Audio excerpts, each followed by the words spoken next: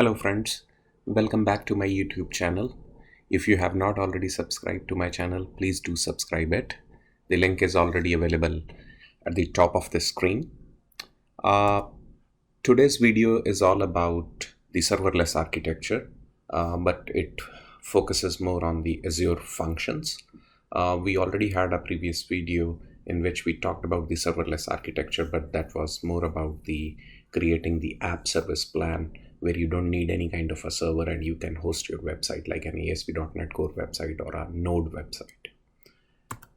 Serverless architecture is something which is very new, and people normally refer like, okay, there is no servers or something like that, but we can't really go by the name itself.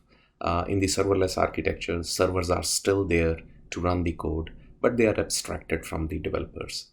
Cloud service provider automatically provisions, scales, and manages the infrastructure for running applications. So it means we don't have to spin up any kind of a machine or a web application server or anything. We just go on to any kind of a cloud provider like Azure or AWS or Google Cloud, and it can help us to spin up a machine where we can host our applications. It also helps the software engineers to concentrate more on the development and code rather than managing infrastructure. And one of the most important things in serverless architecture is that the scalability comes as per the needs and on demands. So tomorrow, if we have more load on our web application, we can automatically scale the application to meet the ongoing demand. There are different serverless application patterns which we have already discussed in one of the previous videos, but this video is all about the first concept, that is the serverless functions. Primarily in Azure, you can have serverless functions, serverless application environments, the one which we already had a video on, serverless API, serverless Kubernetes, or serverless workflows, that is the logic apps. But this video is totally going to be on the serverless functions. In the serverless functions, primarily there are three types of plans for functions. First is the consumption plan. In the consumption plan, this is the most primarily used method, where the billing is based upon the number of the executions, execution time, and the memory used. And billing is aggregated across all the functions within a function app. So primarily, this kind of a model suggests that you are going to pay for what exactly you have used. It means when your function is executing, you are going to be charged for that. So in this plan, you are not going to be charged if the function is not going to be executed, if it just is at rest, so you are not charged for anything. The second category for the plans is the premium plan, where the function apps runs continuously or nearly continuously. So if we have a use cases where your function apps are primarily running on a regular basis, but you have a higher number of small executions and a high execution bill, but low GB second bill in the consumption plan. Also, we can require this premium plan if we want some kind of a VNet connectivity or something like that. So then we should go in for a premium plan. The dedicated app service plan is something where we already have some kind of a VMs that are running other app services instances, and they're underutilized. So we technically want to make use of those underutilized VMs. So we can go in for a dedicated app service plan. This dedicated app service plan can also be used for providing a custom image on which we can run our functions for the instances or the virtual machines that we host on the Azure. So there are three kinds of the different plans: consumption, premium, and the dedicated app service plan. Primarily, the one which we are going to showcase in this demo is the consumption plan. So now it's the time to go in for a demo, and let's create a serverless function on the Azure portal with the consumption plan and see how we can actually use it. So in order to create any kind of a serverless function in Azure portal, we need to firstly go on to the Azure portal, and we need to log in give our credentials,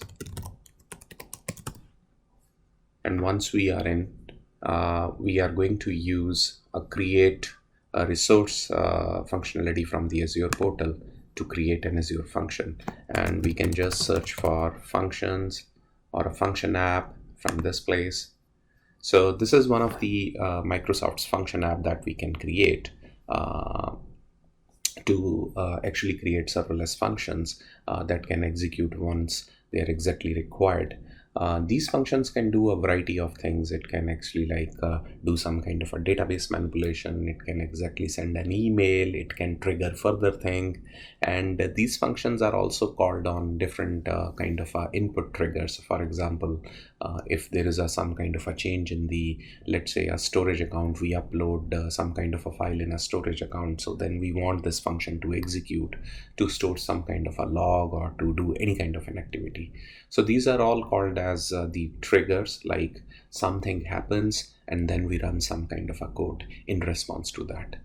So once the trigger is there, we definitely run some kind of a code in response to that.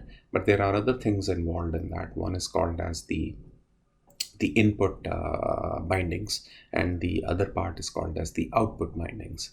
So the input bindings is something like what exactly the function app is going to receive in form of like data or anything, or like custom parameters from any inputs. It can be from Azure storage account or any other service from Azure. And output is like where we are exactly going to do something in the form of an output, whether it's an Azure storage service or an email service or some kind of a database service. We want to store some kind of a log or anything. So let's click on the create, and let's go creating this with the Microsoft function app. I already have a subscription. You need to put that a resource group. So there's already a resource group which I've created. Otherwise, we can create new resource group, and the instance details, that is the function name app. So now this function app name is going to be very, very unique. You cannot have a function name which is already being in used. So let's say if I want to create a test, so test is a very common name, so it's being used, test.azurewebsites.net. So let's say I'll just change it to test test learn, and yes, this name exists and I can use it. So then we have the publish methodology. Either we can publish it in the form of a code, or we want to run it in the form of a Docker container. So that's our choice, like what kind of a stack you are using. For the demonstration purposes, we are going to use the code. Then we can choose a runtime stack, whether it's we want to use a .NET Core. You can write it in Node.js, Python, Java, or PowerShell core. I'm just going to keep it simple. Let's use it on the .NET Core. It gives you the flexibility to select a version. By default, the function apps are running on version 3.1, and Azure is intelligent enough to like keep on updating its versions based upon the release cycle that Microsoft follows. And the next is the region where we are going to put this around. So let's say I just want to put it in West US 2. Next we go on to the hosting. Every function app which we create needs some kind of a storage account. So by default, if you don't have a storage account, so it would create for you, or even if you want to create a new storage account. So let's say RD storage account. So it looks good. The storage account is available. I'll create that. The operating system on which you want to run it. So let's say I preferably want to run it on Windows. And then yes, these are the plans where you want to use the function apps. So the consumption is purely serverless. You have a premium app. So the ones which we talked about, it's more like the consumption, but you have other premium features involved in it. And then the app service plan, which is more like having the VMs running on, or you need to have an app service plan where your functions are continuously running on it. So to keep the things simple, we are just going to select the consumption serverless model plan type, and then we go on to the monitoring. It says application insights, a label application insights. So if you want, you can do that. And if you don't want it, no, I don't want some kind of an application insights. For the simplicity purpose, that it's a small demo, we just want to keep it simple. So I'm just making it off. Otherwise, we can have application insights that can give you a lot of detailed information about your functions, like what's happening, the logs, who clicked, what triggered was executed, and all that other stuff can be seen through the application insights. So next is the tags. We are going to use tags in case of separation of concerns is there for billing or any other purposes. So if everything looks okay, and now we are going to click the review plus create button. It is going to validate some stuff for us, and it all looks good. So the create button is highlighted. We are going to click this create button, and it is going to take a couple of minutes to deploy our function app. Once it is deployed, we can then start creating functions. I'll just use the magic of this video to move on fast once the application is deployed and come back. Thank you. So as we see, our function is deployed, and we can just go on to the go to resource. So this is our function app which we created, rd test learn, and there is a left hand side navigation menu which we can just use to quick start with it. Exactly, if we want to create functions, we'll go to this functions menu over here, and there are certain app keys also. There are primarily two app keys available to you. One is the underscore master, and one is the default. You can create new host keys also, so that the host keys are all for functions, and these are going to be used if you want to programmatically access your functions through C# or any other kind of a code environment. So if you feel that your this particular key has been compromised, or you think it can be misused, so probably you can just renew your key, and it would be renewed, and then that key cannot be used to access the functions.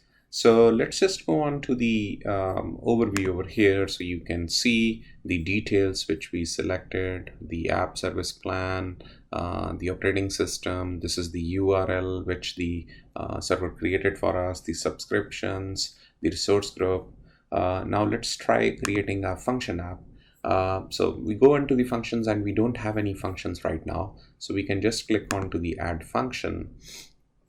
And there are different templates for the function, whether it is an HTTP trigger, timer trigger, Azure queue storage trigger, or service bus, or blob storage, event hub trigger. So there are so many templates available for you. If you don't have, you can search for that template. For the demonstration purposes, we are just going to use an HTTP trigger. We can just create this a new function name. So let's say this is rd test function. And the authorization level, you want to keep it as the function level, or the anonymous level, or at the admin level. So let's just keep it at the anonymous, because we just want to create a demo of this function. Though it is not a recommended practice in the production, we must have an authorization level, so that nobody can be able to execute your functions without any genuine permissions. So if you see, the authorization level controls whether the function requires an API key and which key to use. Function uses a function key, admin uses your master key. The function and the master keys are found in the keys management panel on the portal, which we have already looked at it. So let's create this function. And so this function would be created, will be given a chance to test this function, run this function over here. So this is the rd test function within the rd test learn function app. So we can go on to the code and test. They have already given you some kind of a template available to you. It's using a C# methodology to run your code. You can just click on over here and see the function.js JSON. That's like some kind of a configuration, a readme, and this is your actual file. So what this is a very simple level of a function which we can see. It is like an async task resulting into an iAction result, and it has two parameters. One is the HTTP request and one is the iLogger. So HTTP request is like, because it was an HTTP trigger, so something happens on an HTTP request, we can like capture that. It's kind of an input binding for us, and iLogger is something which is an output binding for us. We can really create an output binding and put something into the logging methodology. If you go into the integration, so you can see the integration, what I was talking about. So the trigger is exactly the HTTP. The inputs are like the inputs binding. You can add an input binding. For example, you want to add an input binding for Cosmos DB, for blob storage, for table storage, or some other signal R connection info or anything. And then whatever the path, you need to specify those parameters for that. And similarly, because the input bindings are available, it can have an output binding also. So you can technically add an output binding in the similar way as the output bindings are. You want to send it to a Twilio SMS or Azure table storage service bus or a queue storage or anything. So you can use that. So these are all the input and output bindings. But for the simplicity purposes, we just want to keep this function and run it and test it. So if you see this actually runs, it actually uses a request to get a query string with a name called as name. And if the name is not available, it is going to fetch the body for the request and then parse it, because it is in the form of a JSON object. And then depending upon whether it is empty or not, it is going to give you some kind of a message. So let's just try to run this function and let's see so what kind of an output we get. So if we try to run, this is a post method because we are going to send some data and use it. So I'm just going to use the key master host key. So if I just use the body, and you can see in the body I'm passing on a key value pair called as name as a key and value is Azure. So let's say Azure test functions. So if I just run this, and it just gives you one application insight is not configured, because at the time of configuring the function, we selected the application insights not available. So logging is not available for that. So that's why it is giving you some kind of a warning. So if you see, I'm getting a HTTP OK response. So hello, Azure test functions. That's what it received from the request body. And because it is actually receiving it from a request body over here, and then it just adds up some text that was already specified in the code. So now if we don't do this, rather than we specify a query parameter, and the query parameter should be name, because if you see the query parameter has to be of the name, and that's what it is receiving over here. So let's say we say name, and the value is, let's say, Microsoft Azure. So we are passing a body, which is a key value pair, and we are passing a query parameters over here, which is a name. It has to be the name, which I'm passing a value Microsoft Azure. So now if we run this,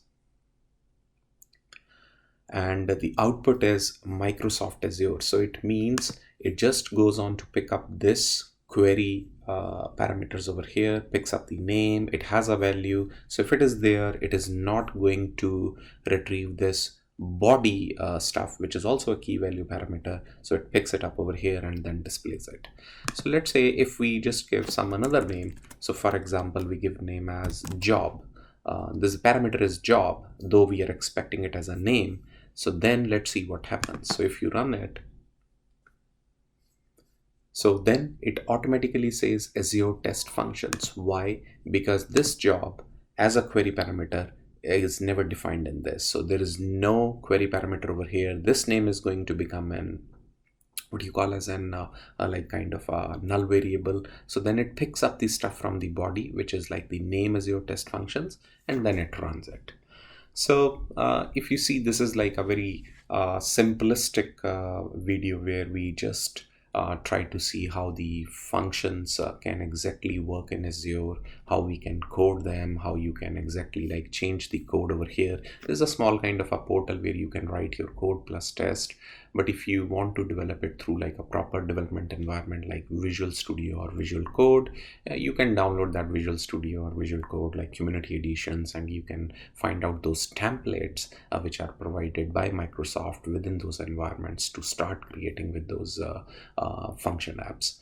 The function apps then primarily can be having like different methods. If we are using an HTTP trigger, whether it is a get, put, delete, or something like a post method, you would need certain keys or some kind of a methodology to access your functions from the code, whether it is running through a C# or something through else.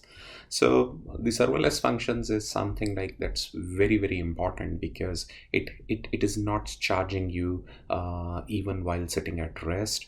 It does charge only when you are actually running your function, and you can use this function for different things. You want some kind of a trigger to be done on an HTTP request. You want when the database has something like an Azure storage account is having some kind of a change, or a table storage record is inserted. You want to send an email automatically.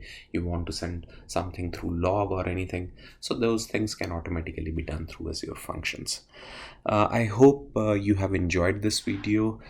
Probably it would help you to kickstart yourself onto the Azure Functions and start using it for your different application requirements.